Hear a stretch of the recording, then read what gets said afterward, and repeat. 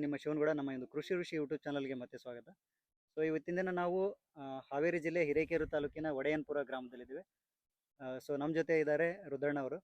So ಇಲ್ಲಿ ಅವರು ಶುಂಠಿಯನ್ನು ಬೆಳೀತಾ ಇದ್ದಾರೆ. ಸೊ ಇವತ್ತಿನ ದಿನ ಅವ್ರ ಮೂಲಕನೇ ತಿಳ್ಕೊಳ್ಳೋಣ ಈ ಶುಂಠಿ ಬೆಳೆಯನ್ನು ಯಾವ ರೀತಿಯಾಗಿ ಅವರು ಮೊದಲಿದ್ದ ಭೂಮಿ ತಯಾರು ಮಾಡೋದ್ರಿಂದ ಹಿಡ್ಕೊಂಡು ಮುಂದೆ ಯಾವ್ಯಾವ ಒಂದು ಬೇಸಾಯ ಕ್ರಮಗಳನ್ನು ಅನುಸರಿಸ್ತಾ ಇದ್ದಾರೆ ಅನ್ನೋದನ್ನು ಬನ್ನಿ ಅವ್ರ ಮೂಲಕನೇ ತಿಳ್ಕೊಳ್ಳೋಣ. ಸರ್ ನಮಸ್ಕಾರ. ನಮಸ್ತೆ ಸರ್. ಸರ್ ಹೇಳಿ, ನಿಮ್ಮ ಹೆಸರು ಹೇಳಿ. ನಮ್ಮ ಹೆಸರು ರುದ್ರಪ್ಪ ನಾಗಪ್ಪ ಅಗಸಳ್ಳಿ ಅಂತಾರೆ. ಹ್ಞೂ. ಅಕ್ಕಿನೊಡೆಯನ್ಪುರ, ಹಿರೇಕೆರೂರು ತಾಲೂಕು, ಹಾವೇರಿ ಜಿಲ್ಲಾ. ಎಷ್ಟು ವರ್ಷದಿಂದ ನೀವು ಇಲ್ಲಿ ಸರ್? ಬಂದಿದ್ದೀರಿ? ಹ್ಞೂ. ಸೊ ಒಂದು ಅಂದಾಜು ಒಂದು ಎಕರೆ ಲೆಕ್ಕ ಹಾಕೋಣ. ಒಂದು ಎಕರೆಗೆ ನೀವು ಎಷ್ಟು ಬೀಜ ತಂದು ಹಾಕ್ತೀರಿ? ಒಂದು ಎಕರೆಗೆ ಒಂದು 12 ಕ್ವಿಂಟಲ್ನಿಂದ ಹಿಡಿದು 15 ಕ್ವಿಂಟಲ್ವರೆಗೆ ನಾವು ಬೀಜ ನಾಟಿ ಮಾಡ್ತೀವಿ. ಓಕೆ. ಹ್ಞೂ. ಸೊ ಮೊದಲು ಈಗ ಭೂಮಿ ಸಿದ್ಧತೆ ಹೆಂಗೆ ಮಾಡ್ಕೊಳ್ತೀರಿ? ಭೂಮಿ ಸಿದ್ಧತೆ ಅಂದ್ರೆ ಸರ್, ಮೊದಲು ಸಿಂಗಲ್ ನೇಲ್ ಹೊಡಿತೀವಿ ರೀ. ಹ್ಮ್. ಸಿಂಗಲ್ ನೇಲ್ ಹೊಡೋದಾದ್ಮೇಲೆ ಕಂಟಿ ರೂಟೋಟ್ ಹೊಡಿತೀವಿ ರೀ.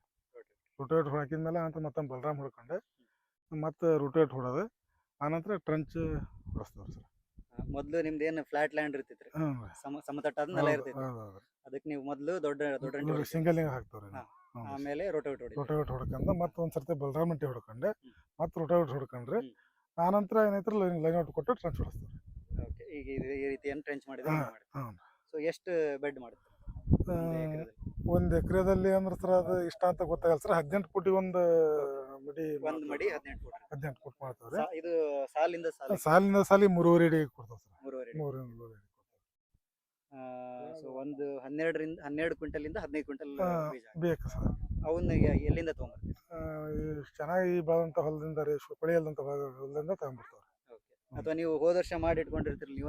ನಮ್ಮ ಪ್ಲಾಟ್ ಚೆನ್ನಾಗಿದ್ರೆ ನಾವು ಬೆಳೆಸ್ತವ್ರಿ, ಚೆನ್ನಾಗಿ ಬೆಳೆಸ್ತವ್ರಿ. ಯಾಕಂದ್ರೆ ಮತ್ತೆ ಕೊಳೆಗಳಿ ಬಂದವು ಅಂದ್ರೆ ಮತ್ತೆ ಅವ್ನ ಯೂಸ್ ಮಾಡಂಗಿಲ್ಲ. ಮತ್ತೆ ಬೇರೆ ಕಡೆ ಚೆನ್ನಾಗಿದೆ ಅಂದ್ರೆ ತಗೊಂಡ್ಬಿಡ್ತಾವ್ರಿ. ಈಗ ಅವನ್ನ ಹೆಂಗ್ ಯಾವ ರೇಟಿಗೆ ತೊಗೊಂಡ್ಬರ್ತೀವಿ? ಇದು ಮಾರ್ಕೆಟ್ ರೇಟಿಗಿಂತ ಒಂದು 200ರಿಂದ ಹಿಡಿದು 1000 ರೂಪಾಯಿವರೆಗೆ ರೇಟ್ ಜಂಪ್ ಆಗುತ್ತೆ ಸರ್.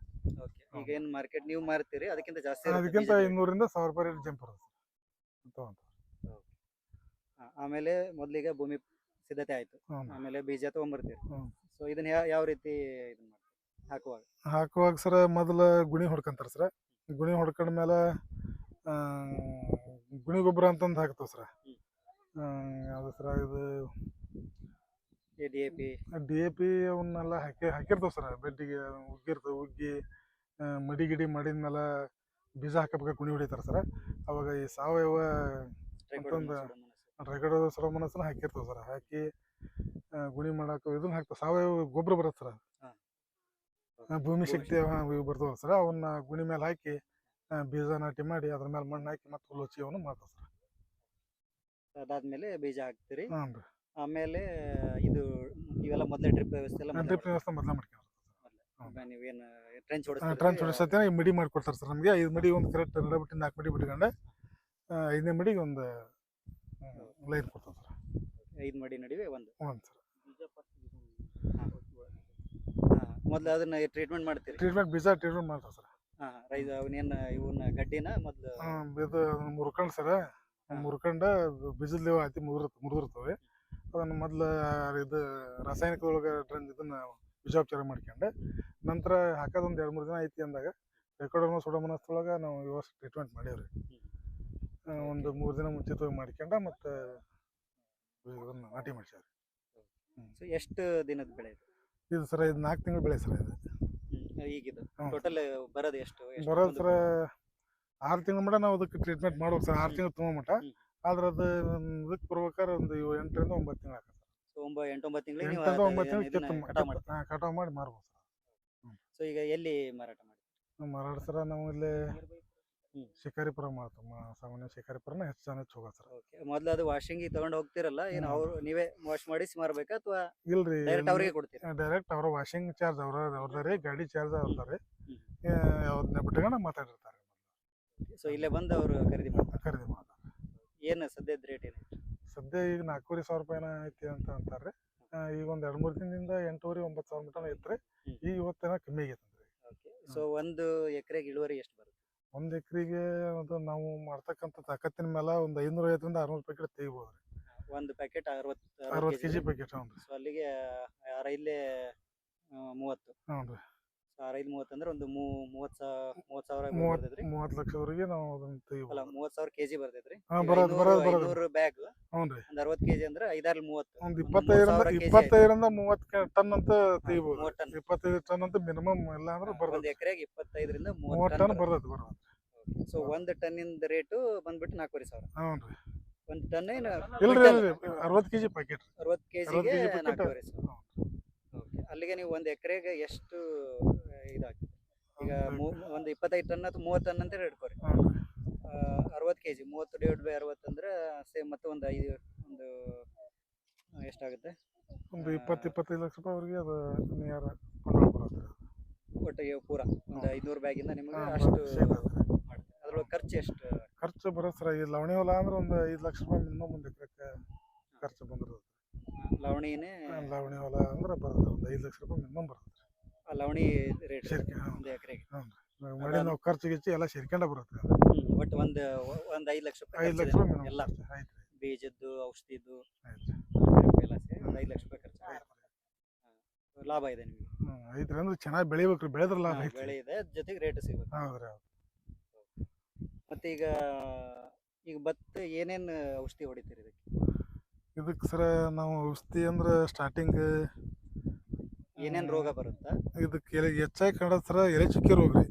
ಎಲೆ ಚುಕ್ಕೆ ರೋಗ ನಂತರ ನಮ್ಮಲ್ಲಿ ಬರೋದು ಹೆಚ್ಚು ಕೆಂಪು ಕೊಳೆ ರೋಗ. ಎಲೆ ಚುಕ್ಕೆ ರೋಗಕ್ಕೆ ಮ್ಯಾಂಕೋ ಜಿಬ್ದಿಂದನೂ ನಾವು ಸ್ಟಾರ್ಟಿಂಗಿಂದ ಮ್ಯಾಂಕೋ ಜಿಬ್ಬು ಸಾಪು ಅವನ್ನೆಲ್ಲ ಸ್ಟಾರ್ಟಿಂಗಿಂದ ಇವನ್ನ ಕೊಟ್ಕೊಂಡು ಸ್ಪ್ರೇ ಮಾಡ್ಕೊಂತ ಬರ್ತಾವ್ರಿ. ರೋಗ ಉಲ್ಬಣ ಹಾಕ್ಯಂತ ಬಂದಂಗೆ ಡೆಫ್ನೆಕ್ರೋಜಲ್, ಪ್ರೊಪಿಕೋನಜಲ್, ಆಮೇಲೆ ಟಿಲ್ಟ್, ಸ್ಕೋರು ಹ್ಞೂ ರೀ, ಆಮೇಲೆ ಅಜಸ್ಟ್ರೋಬಿನ್ ಇವನ್ನೆಲ್ಲ ಯೂಸ್ ಮಾಡ್ತಾ ಹೋಗ್ತಾರೆ. ಬೀಜ ಹಾಕಿ ಇದ್ರೊಳಗೆ ಕಳೆ ನಿಯಂತ್ರಣ ಹೆಂಗೆ ಮಾಡ್ತೀವಿ? ಕಾಯಿ ನಿಯಂತ್ರಣ ಅಂತರ ಬೀಜ ಹಾಕಿ 20 ದಿನಕ್ಕೆ ನಾವು 18ರಿಂದ 20 ದಿನಕ್ಕೆ ನಾವು ಇದಕ್ಕೆ ಕಳಿಸ್ಕೊ ಹೊಡಿತೀವಿ ರೀ. ಆನಂತರ 40-45 ದಿನಕ್ಕೆ ಅದು ಚೆನ್ನಾಗಿ ಹುಟ್ಟಿ ಬರುತ್ತೆ. 45 ದಿನಕ್ಕೆ ಹುಟ್ಟಿ ಬಂತು ಅಂದ್ರೆ 50ರಿಂದ 60 ದಿನದೊಳಗೆ ಸೈಡ್ ಮಡಿ ಕಟ್ಟಿಸ್ತಾವೆ ರೀ. ಮಡಿ ಕಟ್ಟಿಸಿ ಒಂದು 15-20 ದಿನಕ್ಕೆ ಮತ್ತು ಸಣ್ಣದು ಹೋಗಿ ಬರುತ್ತೆ ರೀ. ಅದಕ್ಕೆ ಪ್ಯಾರಾಕೋಟ ಅಂತಂದು ಇದು ಸಿಗುತ್ತೆ ರೀ, ಕಾಯಿನಾಶಕ.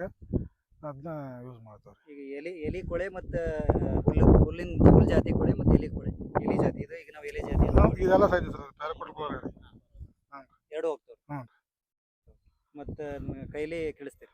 ಮತ್ತು ಈ ಮಡಿಯೊಂದಿಗೆ ಒಂದು ಗಡ್ಡೆ ಉಳಿದಲ್ಲ ಕೈಲಿ ಕಳಿಸ್ತಾರೆ. ಮತ್ತೆ ಬೇರೆ ಏನೇನು ಕೆಲಸ ಇರ್ತೈತಿ ಇದ್ರಾಗ? ಒಂದು ಕಳೆ ಕೀಳೋದಂತ ಇರ್ತೈತಿ, ಔಷಧಿ ಹೊಡೆದಂತ ಇರ್ತೈತಿ, ಮಣ್ಣು ಹಾಕ್ಸೋದು, ಗೊಬ್ಬರ ಹಾಕೋದು, ಇಷ್ಟೆಲ್ಲ ಕೆಲಸ ಮಾಡ್ತಾರೆ ಕೊಡ್ತೀರಿ ಸರ್. ಇದಕ್ಕೆ ಹೆಚ್ಚು ನಾವು ಗೊಬ್ಬರನ ಸಾರಜನಕನ ಕೊಡ್ತೇವೆ ರೀ. ರಂಜಕ ಪ್ರಮಾಣ ಸ್ಟಾರ್ಟಿಂಗ್ ಕೊಟ್ಟಿರ್ತೇವೆ. ಪೊಟ್ಯಾಷಿಯಮ್ ಅಂತ ಹಂತವಾಗಿ 4 ಹಂತ, 1ನೇ ಹಂತ ಕೊಟ್ಟಲ್ಲ 3 ಹಂತ ನಾವು ಪೊಟ್ಯಾಷ್ ಕೊಡ್ತೇವೆ. ಸಾರಜನಕನ ಸಹ ಏನೈತಲ್ಲ 3 ಟೈಮ್ ಕೊಡ್ತೇವೆ ರೀ.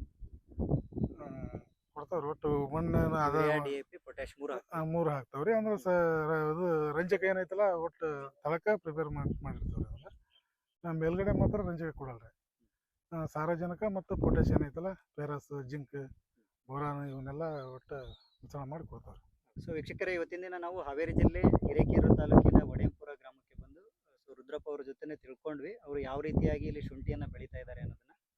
ಸೊ ಅವರು ಸಮಗ್ರವಾಗಿ ನಿಮಗೆ ತಿಳಿಸ್ಕೊಟ್ರು. ಯಾವ ರೀತಿ ಅವರು ಮೊದಲು ಬೀಜಗಳನ್ನು ಎಲ್ಲಿಂದ ತರ್ತಾರೆ, ಯಾವ ರೀತಿ ಅವರು ಭೂಮಿ ಸಿದ್ಧತೆ ಮಾಡ್ಕೊಳ್ತಾರೆ, ನಂತರ ಯಾವ ರೀತಿ ಅವರು ಬಿತ್ತನೆ ಮಾಡ್ತಾರೆ, ನಂತರ ಅದನ್ನು ಹೇಗೆ ಹಾರ್ವೆಸ್ಟ್ ಮಾಡಿ ಎಲ್ಲಿ ಮಾರಾಟ ಮಾಡ್ತಾರೆ ಅನ್ನೋದು ಎಲ್ಲ ಒಂದು ಸಂಪೂರ್ಣ ಮಾಹಿತಿಯನ್ನು ಅವರು ತಿಳಿಸ್ಕೊಟ್ರು. ಈ ಒಂದು ವಿಡಿಯೋ ನಿಮಗೆ ಇಷ್ಟ ಆಗಿದ್ರೆ ವಿಡಿಯೋನ ಲೈಕ್ ಮಾಡಿ, ಶೇರ್ ಮಾಡಿ, ಹಾಗೂ ಇನ್ನೂ ಹೆಚ್ಚಿನ ಕೃಷಿ ಸಂಬಂಧಿತ ವಿಡಿಯೋಗಳಿಗಾಗಿ ಕೃಷಿ ಋಷಿ ಯೂಟ್ಯೂಬ್ ಚಾನಲ್ನ ಸಬ್ಸ್ಕ್ರೈಬ್ ಮಾಡಿ.